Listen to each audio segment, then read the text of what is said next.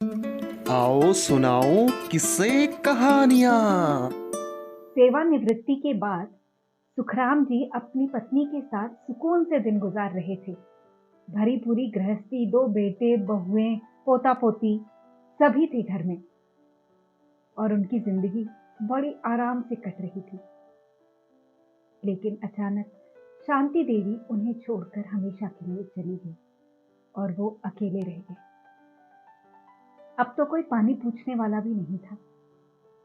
कभी बीमार पड़ते तो बच्चों को आवाज लगा लगा कर थक जाते थे, लेकिन कोई उन्हें पूछने तक ना आता। एक बार सुखराम जी बीमार पड़ गए तो उन्होंने बड़ी बहू से कहा, बहू, आज तबीयत कुछ ठीक नहीं लग रही है, मेरे लिए खिचड़ी बना दोगी?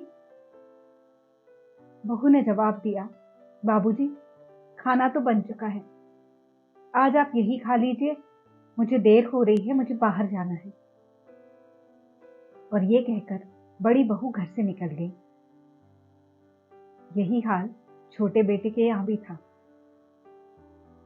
इस बात से वो बड़ा दुखी और परेशान रहते थे। तब उन्हें पत्नी की कही हुई एक बात याद आई।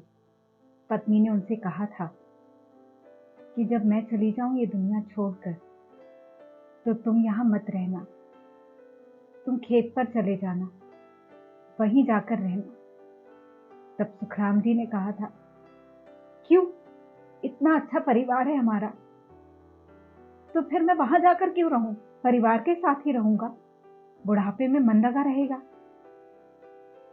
आज उन्हें पत्नी की बात समझ में आ गई थी, लेकिन वो बेटे और बहू के इस व्यवहार से काफी दुखी थे और उन्हें सबक सिखाने के बारे में सोच रहे थे। वो अपने दोस्त गिरधारी लाल के पास जा पहुंचे और उससे सलाह ली।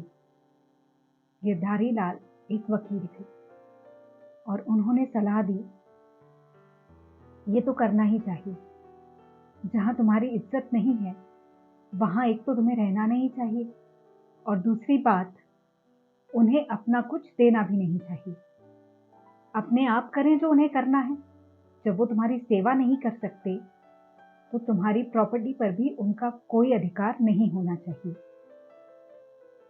सुखराम जी ने ठान लिया कि अब तो यही करना पड़ेगा। सुखराम जी ने अपना वो घर जिसमें वो बेटे बहुओं के साथ रहा करते थे बेच दिया और एक छोटा सा मकान खुद के लिए ले लिया जहां वो अकेले रहते थे। गांव की जमीन उन्होंने उसी किसान को दे दी जो वहां मजदूरी किया करता था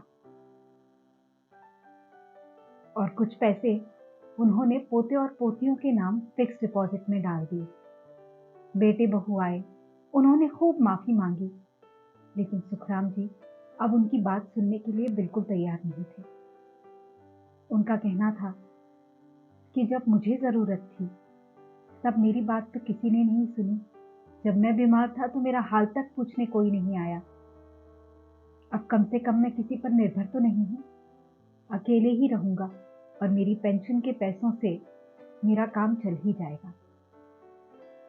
तुम लोग अपनी मेहनत खुद करो, अपना खुद का घर बनाओ और जैसे चाहो जियो, तुम्हें पूरी आजादी है।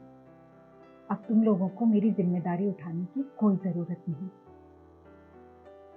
बेटे बहू माफी मांगते रहे, लेकिन सुखराम जी ने उनकी एक ना सुनी। अगर आपने भी ऐसा कोई वाकया होते देखा या सुना है तो हमें कमेंट बॉक्स में लिखकर जरूर बताइए। और अगर आपको ये कहानी अच्छी लगी है तो वीडियो को लाइक जरूर कर दीजिएगा और शेयर भी कर दीजिएगा। हमारे चैनल को सब्सक्राइब करना बिल्कुल मत भूलिए। तो मिलेंगे आपसे फिर एक नई और इमोशनल कहानी के साथ। तब तक के लिए नमस्कार।